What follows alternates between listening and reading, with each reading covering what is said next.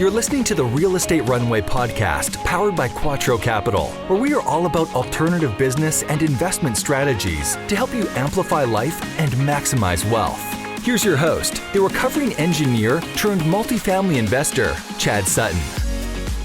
All right, Real Estate Runway family, I'm blessed to bring a dear friend of mine, Mr. Brandon Knox of Knox Team here in Nashville. This guy is a kick-ass broker. This guy is a land use and redevelopment expert. He's got some pretty unique ways he makes money, and now he's looking at building build-to-rent projects for himself. So I'm so excited for just the conversation we're going to have and how much you're going to learn just by listening to the way he set up his empire and how it's growing. So before we get into this, if you get any value out of the show, look, just interact with it. Like us, subscribe, forward it, pay it forward. All you got to do is leave a comment, subscribe, whatever you're doing. That will get it to more people like you. Pay it forward. All right, let's get right into the show. All right. Real Estate Runway family, welcome to another episode of the Real Estate Runway podcast. I'm your host, Chad Sutton. I'm joined today with my good buddy, Brandon Knox. Brandon and I were actually at a 1% Club event. It's a group of mindset and other Christian men that we get together and just kind of talk about our business and goals and all that. And we were just sitting there talking at the end, like, you know what, we should do a podcast. So here we are. We're going to have some amazing stuff to talk about today. Brandon is a force to be reckoned with in the real estate world. Brandon, welcome to the show, brother. How you doing? Man, I'm so glad to be here, Chad. Thanks so much. I'm doing fantastic, man. Feeling blessed today. Thank you. I'm glad to have you on the show here. So as we typically do, I know your story, but the listeners do not. So let's take a little time here. Let's go through what has made Brandon into the Brandon he is today, because it's a very interesting story from where you started, what you built, and what you're doing now. And then I think we'll spend a lot of the time on some of the cool stuff you're doing today. But let's start there, brother. Absolutely, man. Well, we should try not to get to the boiled down version. So I grew up in Austin, Texas on a horse ranch. I got the opportunity to move to New York when I was young, 18 years old, just turning 19. Moved to New York, went to school, found my way into real estate through a long series of events, but I actually had the good opportunity to get picked up as a young guy, 25, just about to be 26, with the Corcoran Group. So I worked for Barbara Corcoran. If you ever watch Shark Tank, you've seen the show. And so I got a chance to work with her. I love how gently you said that, by the way. Yeah, I worked with Barbara Corcoran for a little while. That's kind of well. By the time I got, absolutely. By the time I got there, she had sold the company. She was still around some as a figurehead. I really worked more closely with her two sort of proteges at the time, which were Teresa Hall and Pam Liebman. Pam's actually still the CEO to this day, and it's been 15 years since I was there.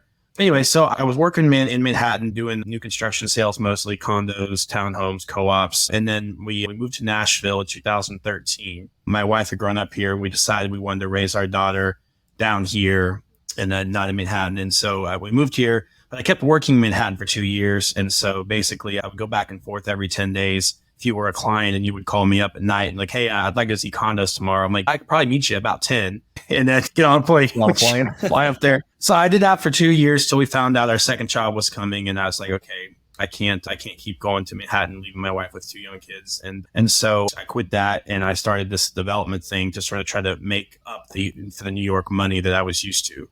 But in terms of my story, I was doing brokerage there. We were pretty good at it. We actually, when my wife joined me, we became top 1% in the country in sales. We were selling a lot of units. Moved down here, and we had been pretty big in the condo world up in Manhattan. A lot of people knew us. We had a name. So I kind of thought to myself, well, I'll move to Nashville. I'm going to take over the condo market, right? So I come down here. A couple of things were wrong with that vision. First off, there was like 6 or 8 condos total at the time in downtown, in the Gulch in downtown. All of them had brokers that lived there, preferred brokers of the sponsor, the developer. They had brokers that had bought units as investments and were using that as an opportunity to work the building. So it was saturated. And I quickly realized that I was going to starve if that was going to be my niche. And so I quickly reinvented myself, as I've done a few times in the past. And I started seeing a hole in the market with builders and developers. Specifically, what I noticed is most of the smaller guys, the guys that are doing 5 to 20 houses a year, they don't have somebody on staff that looks for dirt full time that they're paying a salary. And they're so busy for themselves that they don't really look for dirt until they're done with the current project and looking for a new one.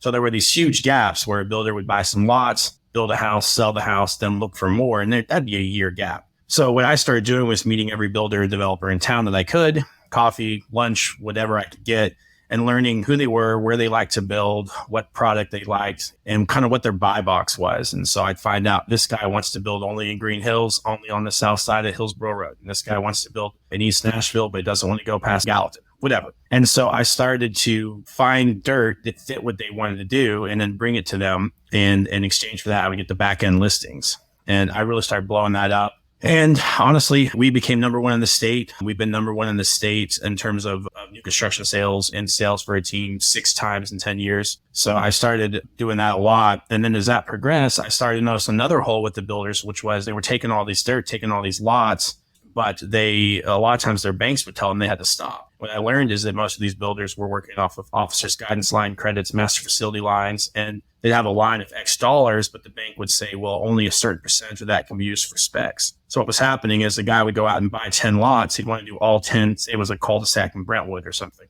And he wants to do all 10 at once. And the bank says, man, you're going to have to do 4, 4, and 2. Well, 4, 4, and 2 is going to take him 2.5 years by the time he builds it, sells it, and restarts. So I realized there'd be an opportunity to get in with them. And so I went out and got my own lines of credit and put my own cash aside and then approached these guys and said, hey, look, I brought you the deal. Where in some cases they already had a deal and you want to do all 10 at once. Your bank's saying you can only do half of them. What if I was to sign on the debt for the other half, pay the bank, do the interest carry, all the things, and then you could build all 10 at once. And in exchange for that, I'd like my agents to get to list all 10. And so many of them went for that. And we started doing that in 2015 is when I started doing it, but it really started to pick up a lot of steam in 17, 18. And we've been blowing and going ever since doing that. And it's become a really big deal. And then from that has become other things where we've had opportunities to get land and learn about entitlements and rezones and that sort of stuff. So, and that's been really fantastic and great for us. So that's a mid-level, low-level explanation, a lot of talking. So sorry, but yeah. No, it's perfect. That's exactly the color I wanted to give. And side note, I think you and I moved back to Nashville, or I moved to Nashville for the same reason. Our wives both grew up here and we were deciding this is a better place to raise kids than some of the places we had lived. So that's kind of a funny commonality of story there. But rolling into a little bit of the creativity as you reinvented yourself, right? Because I mean, to be fair, and I think a lot of people are probably asking that question right now, is some of the gravy trains you've been on may have changed. And if you don't reinvent yourself, you'll starve. So I got to assume that you probably didn't know what you were doing from a land prospecting perspective when you started. So how did you identify that need? And then how did you position yourself and reinvent yourself to be able to be the expert there? And because I mean, really what you did was grab listings upstream, which is fantastic. But how did you position yourself and your team as that expert? You know what I'm saying? Well, I started by just seeing who the players were and where they were building. And I started noticing addresses and what parts of town they were. And then I started to get really into the zoning code. So I started to look on the planning websites, looked at the Nashville Next Plan a lot, looked at zoning and how overlays work. And I started to understand what different zonings would allow. And then I started to look at the underlying land use policies and stuff. And I started to realize that if it's zoned for this, but there's an underlying land use policy of that, or there's maybe an overlay in place that you could potentially do other things, whether it was a rezone or an adaptive reuse. And so I started just by knowing what builders were building in what area and what price points they were building in, which would allow me to back into what they could pay for dirt. And then once I knew the product, whether it was single family, whether it was HPRs, whether it was multi, whatever it was, once I understood what they were building in the areas they were building in, I was able to identify what zoning classifications on dirt would work for that. And I was able to either go and approach the people that had that dirt and see if they would sell it. If they would, bring in the builder. In some cases, I was able to go on the builder's behalf and contract stuff for them. And then they would either be able to flip it up to their bank for a vertical, or maybe potentially rezone or subdivide it and sell some out, keep some. So I started doing it that way, just sort of learning the business. And I created something for these builders that I think a lot of them didn't even know they needed, which was boots on the ground that understood enough about zoning and codes and planning and land use policy to be able to identify property that would work for the product they were looking to put out and be that sort of in between to go and get them. Because those guys are out in their pickup trucks, driving around in circles, hitting job sites, doing all the things. They design meetings, whatever it is. They don't really have time to do much of what I call that windshield time. And they also don't have time, unless they're doing it late at night and taken away from family time, though, they don't have that time with working all day to be able to dig through the computer and kiss all the frogs to find the princes of the dirt, right?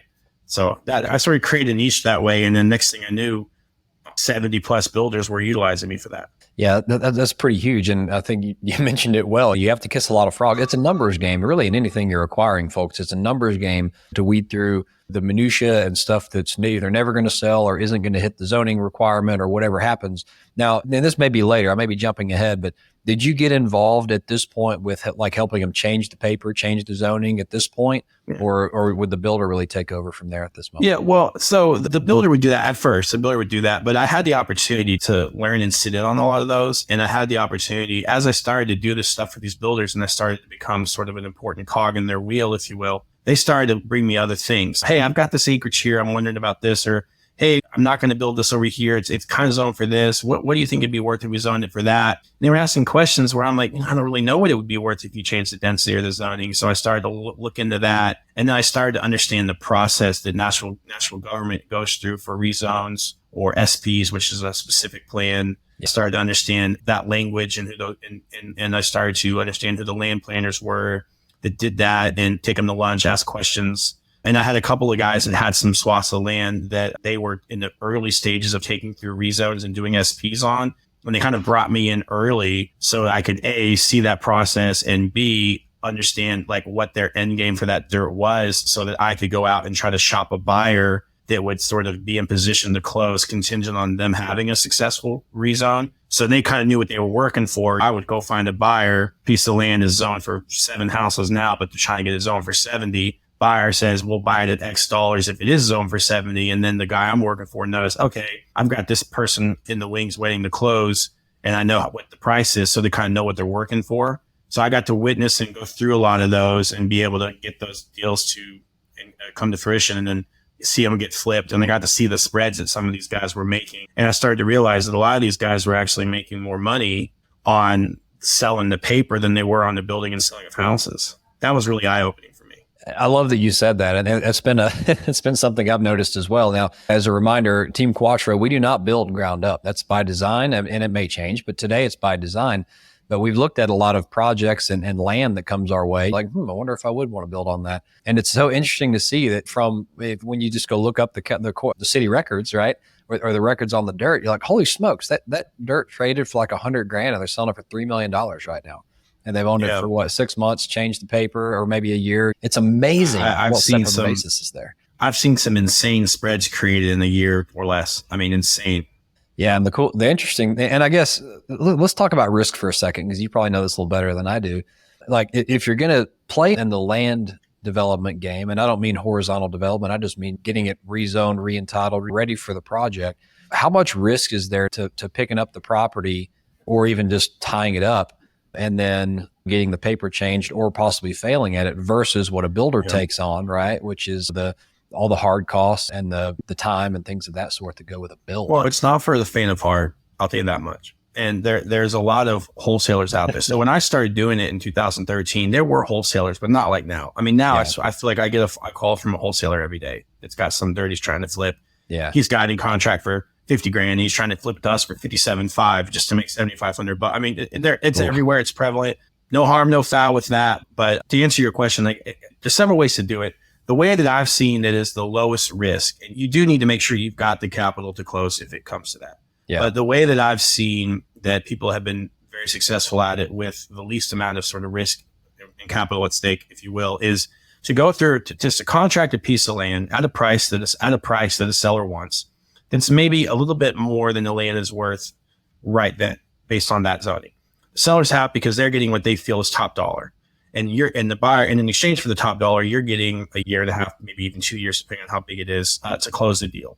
And then you start taking it through the zoning process. And what I've noticed is a lot of the guys will have it in their contracts where they don't have to close with the seller that they're in contract with until final. Usually it's 30 days.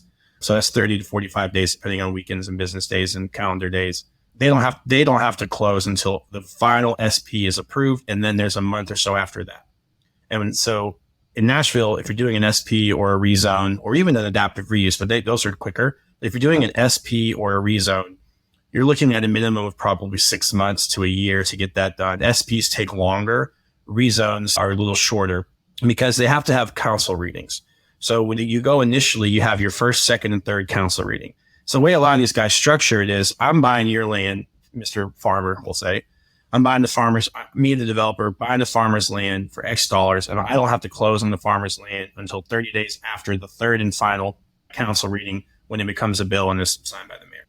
along the way, as you're pursuing that zoning, you're shopping it out to potential end users. And the goal would be to find somebody that you can have a deal with, that if the zoning is successful, they will close at a certain date. And usually those dates are staggered so that because the way it works is the first reading is a preliminary reading.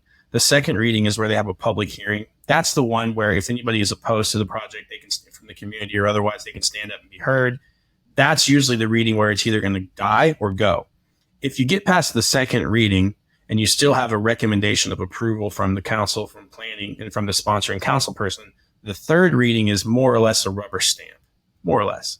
There are occasions where that doesn't happen, but for the most part, if you get past second reading, you're not opposed in the public hearing, and you're on what's called the consent agenda, then the third reading is really a rubber stamp. And then you wait 30 days after that and you're a bill, because essentially a rezone or an SP is a little miniature bill.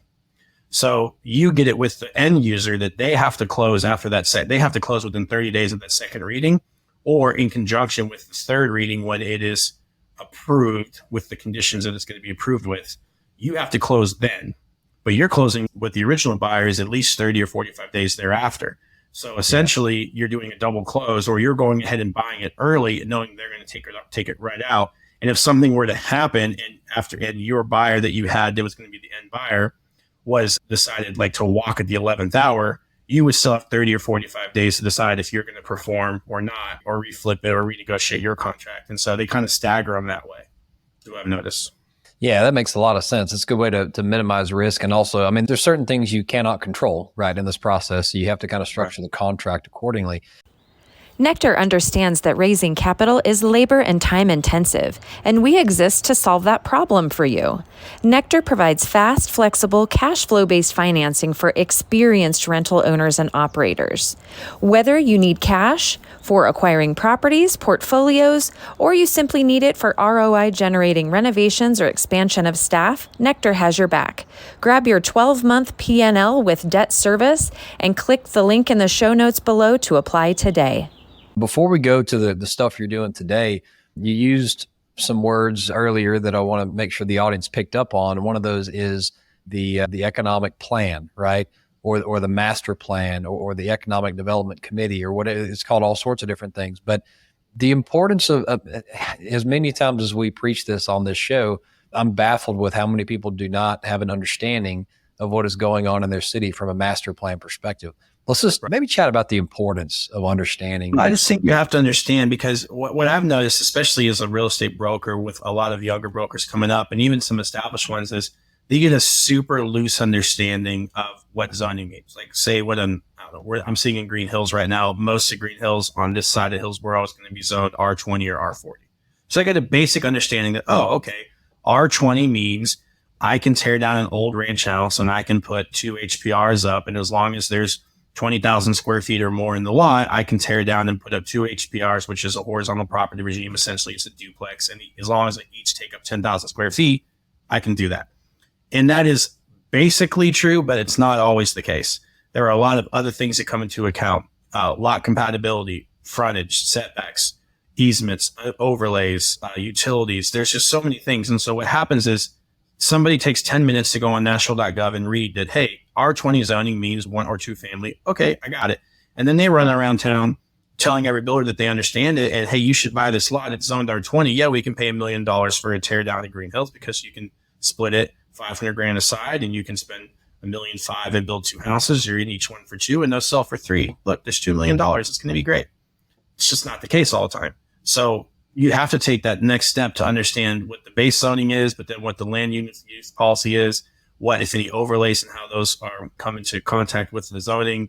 And then you have to understand things like street setbacks, connector streets versus collector streets, corner lots versus interior lots, utility easements. I mean, there's, if a power line's on your side of the road or the other side of the road, there's going to be a height variance because of the power line for egress. There's just so many things that take a much deeper knowledge and understanding to actually be able to go out and speak to a client about what you can do there, especially clients that don't do their own due diligence. Maybe they're out of state or maybe they're too busy and they're relying on you to make a huge financial decision. And then they come to find out that the lot is not usable for what they thought and what you said. So I think that's important to really to dig deep on that stuff and really understand it. Yeah. Don't be that buyer, by the way, who distrusts the diligence. Do your diligence always. They're the two most important words in this business. Let me tell you how I know that. So, and I guess to touch on what you're doing now a little bit, you mentioned since you kind of became their direct land provider, if you will, now you've also solved the whole, hey, let me help kind of finance these builders so that there's no limitation to how many homes they can be building at one time in exchange for the listings themselves. So really from the source, you've kind of taken over the new construction retail aspect of it. Yep. Yeah, in some facets. I just realized that there was an opportunity there. You had good builders that do good product that I'm already working with anyways, that I'm already representing them on many of their back-end sales that had the capacity to do more, that wanted to do more, and that were hindered by either their bank or their debt to income ratio at any given time in their business or a myriad of things. And I realized I had the opportunity to come in, and I kind of thought to myself, and this was the pitch I kind of made the bank when I approached my bank and said, hey, I'm going to start doing specs. Like, I think I'm your perfect client. I'm already your clients are already using me as the person that helps them vet out dirt and vet out what product to put there. Should it be traditional, modern, garage, no garage, 3-story, 2-story? What are we building? Like, I'm already the person that finds them the dirt. I'm already the person that works with them on what should be put on the dirt. And I'm already the person that sells the back end. Like, I'm an ideal investor for you as a bank because what's funny is as I was asking to start doing this with the bank, I would have a conversation with them and we were trying to decide what a credit line might look like or this or that. And then 5 minutes later, they're calling me on another client because like I'm the person they trust to say, do I think that the client's product is going to sell for what the client thinks it's going to sell so that they know whether or not they should do the loan. So I felt like I was like an ideal client for them. And luckily, knock on wood, today, I haven't had one boo in terms of something not selling for what we've had some not sell for as much or not as quick or whatever, but like they've all been profitable and they've all been within an appropriate art. We do performers, good, better, and best, whatever. Like they've all been at least the good, if not better or best. Pretty good track record. Let's kind of jump into what you're doing now, Brandon. I mean, there's some things you're working on. I know you're pretty excited about, maybe particularly on the build to rent aspect. You've set up this pipeline, right, where you've become an expert and your firm has become an expert in land use and land repurposing and things of that sort. And you figured out how to really guide the pipeline of new inventory through your sales process by adding value to the builders. Well, that in turn generates a good amount of cash and cash flow via commissions and things of that sort on this business. So let's talk about what you're doing on the other aspects of your life, because I know you're pretty excited about some of that stuff. Yeah, I'm obviously looking at how I can create more value and how I can sort of level up. I do have big aspirational goals for long term for my family. I'm really on a path to try to create some generational wealth for my family. That's something that no one in my family's ever really had. And so one thing that's always interested me is how these guys do these large build to rent projects, whether there's subdivisions that are built around it, whether there's more traditional garden style apartments or mid rises, whatever.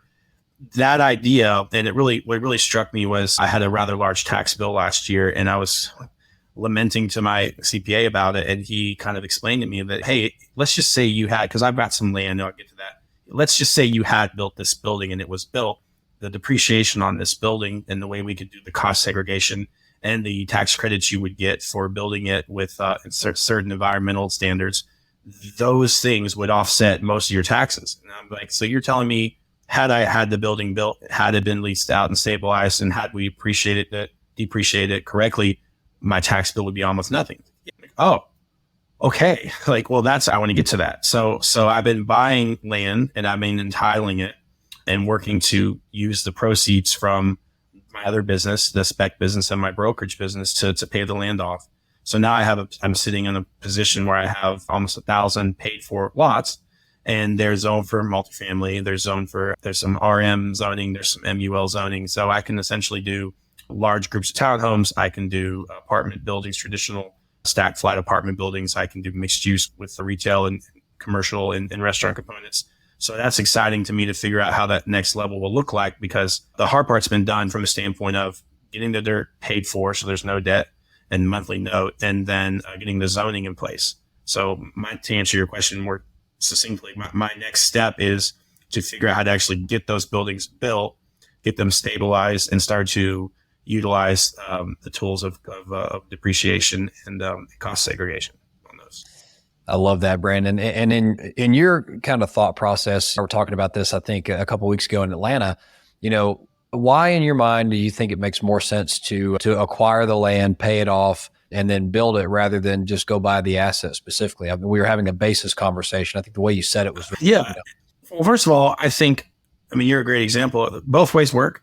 Obviously, it's been a time-tested, tried and true thing of buying something and fixing it up, and it's worth more, and you'll get a better maintenance program and making it Class C to B or whatever. I mean, and my uncle, it's funny, I've never told you this, but my uncles do that in 3 states, and they have several thousand doors, and they basically go into town and they buy the worst thing in the best neighborhood they can find, and they fix it up soup to nuts. And then of course they stabilize it. They kick out the $400 a month tenants and get in the $1,100 a month tenants, and they refi it, all the things.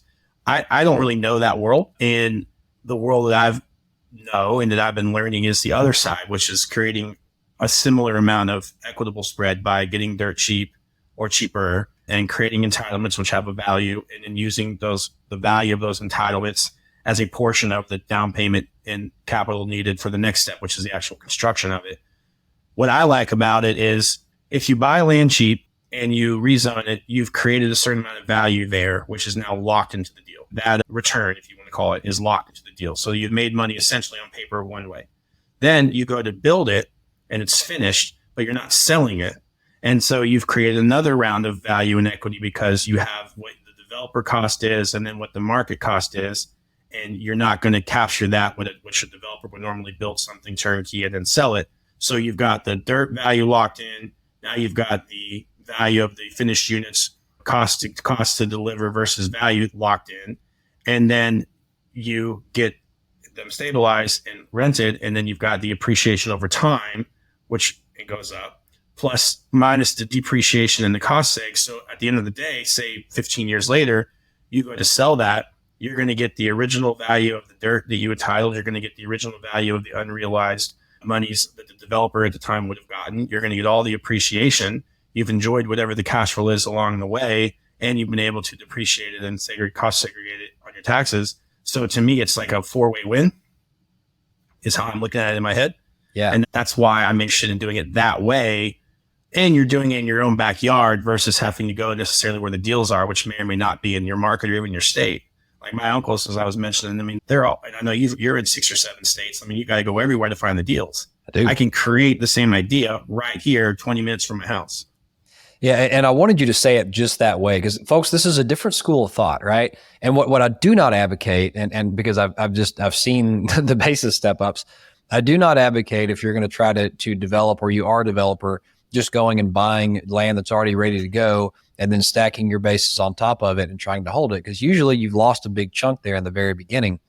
But if you are acquiring the land, preferably at a pretty good basis, because that's not really usable at the point that you acquire it, you're then going through the trouble of getting it to the point where it can be used for highest and best use of the asset. You then are a local player, and you probably are going to be able to build things at a better basis using local guys rather than national guys that some of the big guys have to use. So you're going to have a better pound for pound into the unit or into the building. And then you have this pretty new asset that, guess what? After you get to enjoy a little cash out refi, some cash flow, some depreciation, you go sell it 10 years down the road. What do people love to buy more than anything? A value add property. Well, when it's 10 years old, it's now a value add property. So it's like, it's a great cycle. If you start at the right level, I think that's really the juice you can squeeze out of this stuff. So Brandon, I love the thought, man. That's my hope. So yeah. The numbers make sense too. So, well, Brandon, we are right at the 30-minute mark. So I'm going to take it over to the Quattro questions. Are you ready, brother? I'll do my best. Let's go. I'm getting good at this. I'm only 7 seconds past the mark. So that's pretty good. Anyway, so awesome. First question, what is your superpower? Could be life or business. And how does it serve you well in life? I think my superpower is my ability to multitask effectively. I talk about it all the time that I'm able to do many things that for someone else each of the things might be their full-time job or could be considered or construed as a full-time job. And I can do them all with a reasonable amount of efficiency and effectiveness. That's a pretty big one. That's called high capacity, brother. That's what that is. Yeah. I have really high capacity. It's not going to be perfect. It's not going to be better than you or anybody else would do if it was one at a time. But I would say I do everything well, maybe not great, but I can do them all at once. That's great. And let's flip the point over. So what is your biggest failure to date? Could be life or business. And what's your biggest lesson from it? Gosh, man, I don't know. I think That's we've all got so many, don't we? it's a layered, detailed question. I think for me, I wish I had started for myself sooner. I made a lot of people a lot of money, and a lot of people that I'm in relationship with in this business, because it's a small world, are younger than me. They're either way older than me and they're like big fish, or they're younger than me and they just got started earlier. So I wish, I'm 41. I've really only been doing this, I guess, since I was, so 2015, what's that, 8 years. So that's, I can't do math. I guess that's 33, 34, something like that. Yeah. So I wish I'd have started in my 20s is really the point. I wasn't until I got to my 30s, it wasn't until I got to 31 that I'm like, I really need to be doing more for myself. And it wasn't until I was 33, 34 that I was actually able to do that. And I wish I'd have started right out of college. I love that. And by the way, everyone is good at math except when they have that little recording light in their face. So nobody can do math on the air. Don't even try. Just starting earlier and believing in myself. And I'll say one more thing. I don't mean to yabber here, but I wish that I had invested more in myself. And I don't just mean like school, but like the 1% club that we're doing, that kind of stuff. I wish I'd have found that 10 years ago. And I think investing in yourself and believing in yourself and having that the belief in yourself is really what I'm getting at. It is so important. It took me a long time everyone can say it, but it took me a long time to truly believe that it should be and I am the one. It took me a long time to believe what I was saying to everybody else, because it sounds good to tell clients and people. It took me a long time to believe that for myself. Yeah. And folks, I'd be remiss if I didn't kind of allude to what he's talking about there. So Google 1% Club, Tommy Newberry. The idea is, how do you get in a room of people where iron sharpens iron?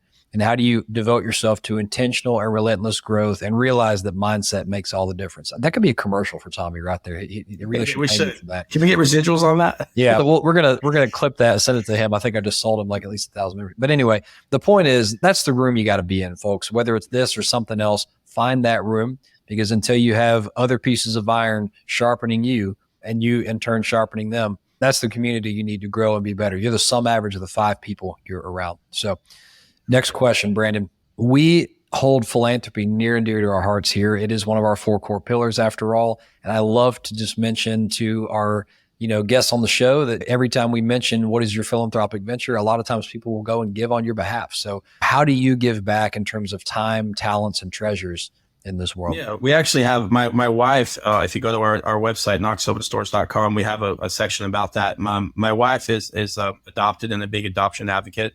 So we do a lot of stuff there. And the church that we attend is big on that too, Church of the City, Franklin. So my wife was recently on the board. She just rolled off, but she Tennessee Alliance for Kids. We do a lot of stuff for kids in foster care and kids that are aging out of foster care. That's a big thing to me. And then another thing that is important to me is I come from a military family, so stuff with veterans is important, and education. The older I'm getting, and the more I'm realizing what just the little bit of education that I'm seeking post college is doing for me, the more I'm realizing that education is something that's important to give back to, so that other people have the opportunity to go out and pursue something like what we're getting to do every day. I love that, brother. And I didn't realize you were at COTC, Church of the City, huh? Yeah, right there. Yeah, right there. That's a great facility here in Nashville. I actually have the COTC daily video thing, the Bible study on my phone. It's pretty cool. Comes out at 5 a.m. every morning. Yeah. Actually, my buddy, our mutual buddy, Chad Schultz, actually has that. On that? Yeah, he got me on that. Yeah, I hit him up too. I almost never miss, every now and then. But. Yeah, I love it, dude. I love it. Well, last question. This one's pretty tough. Are you ready? I'm going to lob it up there for you. What is the best way to get in touch with you and your team should someone want to reach out? Perfect. Thanks, man. I love the plug. Yeah. So you can see my little shirt here. So we're the Knox team. If you're looking to buy, sell, or invest, or you want to learn about how you can use real estate to help create generational family wealth for your family, knoxopenstores.com. My name is Brandon Knox. So anybody on our team, it's their first name at knoxopenstores.com. There's an S on opens and an S on doors. It's plural. So Brandon at Knox Opens Doors, Beth, my wife at Knox Opens Doors, and we're all there to help you. And then if you're interested more in the land entitlement and investment side, you can go to landgroupusa.com and see what we do there.